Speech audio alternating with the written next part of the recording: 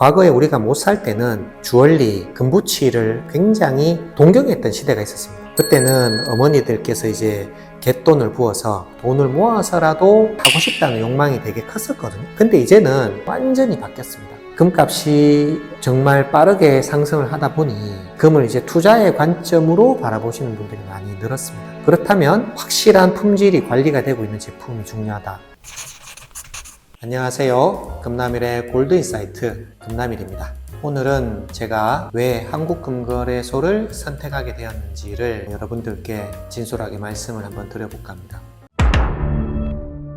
저도 주얼리 업계에서 사업을 한 25년을 했습니다. 도매업도 약 10년을 했고, 소매업으로 웨딩 주얼리 시장에서 웨딩 브랜드를 직접 디자인해서 판매도 10년 정도를 했거든요. 과거의 금은방 형태의 주얼리 사업이 앞으로는 금거래소 형태로 바뀔 것 같다, 이런 생각을 했습니다. 그래서 금거래소를 오픈하는 것이 맞다라고 생각을 했고, 그 이유는 현재 한국의 금 시장은 음성화된 시장과 양성화된 시장으로 나눠져 있는데, 앞으로 사회가 더 발전할수록 고객들은 더 높은 수준의 품질, 일정한 수준의 품질을 기대를 하게 됩니다. 개인이 운영하는 금은방의 형태로는 일정한 형태의 수준을 지속적으로 공급하기 좀 어려운 면은 있다고 보여지고, 과거에는 우리가 이제 금이라는 것을 액세서리 장신구 개념으로 봤다면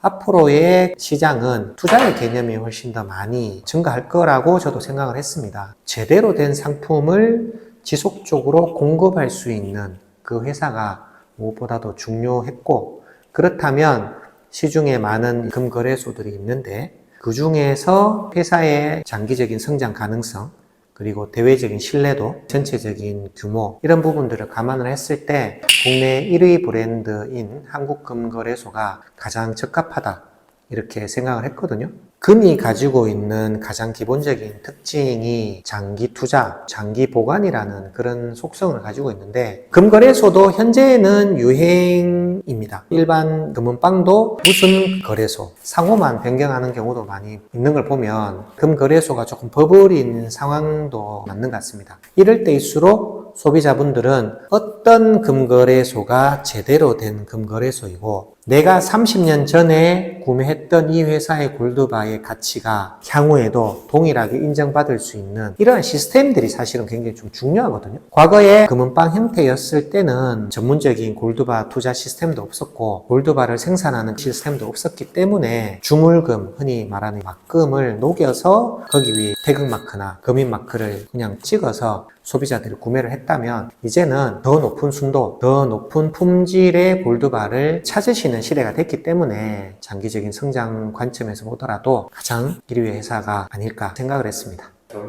요새 물건을 사러 가거나 식자재 이런 걸 사러 갔을 때는 이마트라든지 홈플러스라든지 이런 데 가고요. 재래시장이나 전통시장은 사실 조금 안 가긴 하거든요. 뭐가 제일 차이가 있냐고 제가 생각을 해보니까 사후관리라든지 그 CS 부분, 재래시장에 있는 것들이 뭐 안 좋다 이런 게 아니라 이 제품이 나쁠지 좋을지 복불복인 경우도 있잖아요. 네네. 저는 재래시장에서 그걸 샀을 때 이거 좀 안 좋은 것 같은데 라고 생각했을 때 환불을 해줄지 말지 좀 긴가민가한 상황이에요. 네네네. 근데 이마트라든지 홈플러스 이렇게 좀 유명한 체인점에 가게 되면 내가 한마디만 해도 이 사람들은 딱딱딱 바꿔주거든요.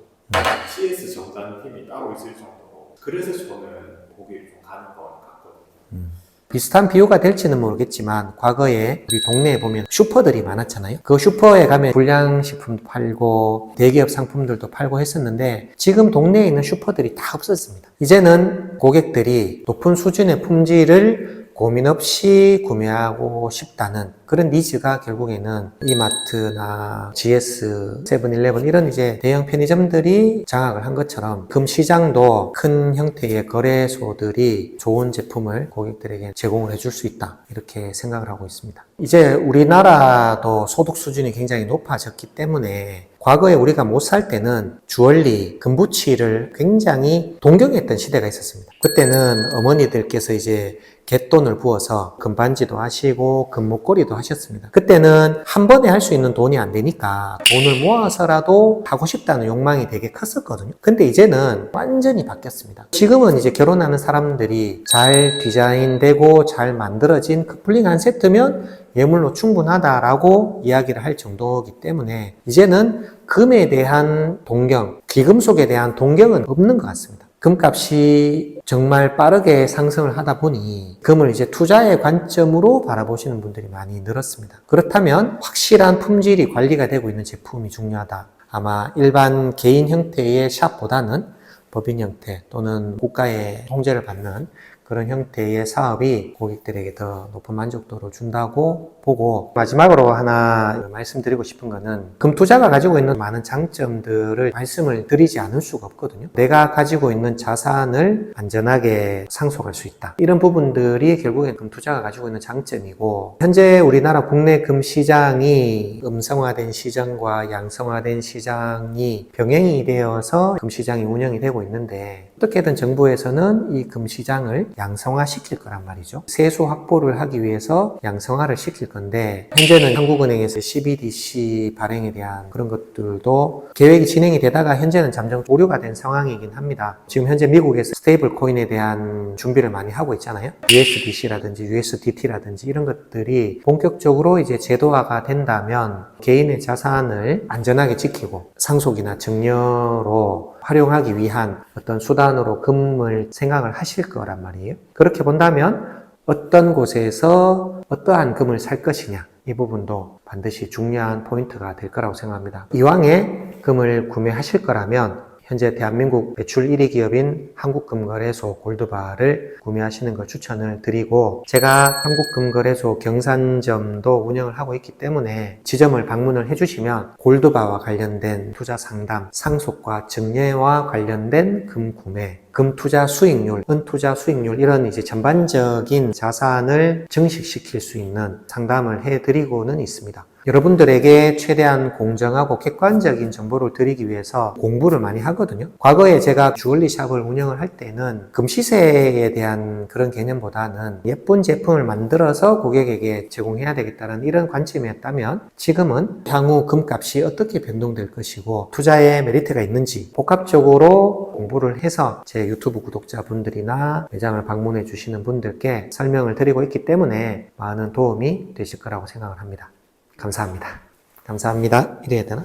감사합니다.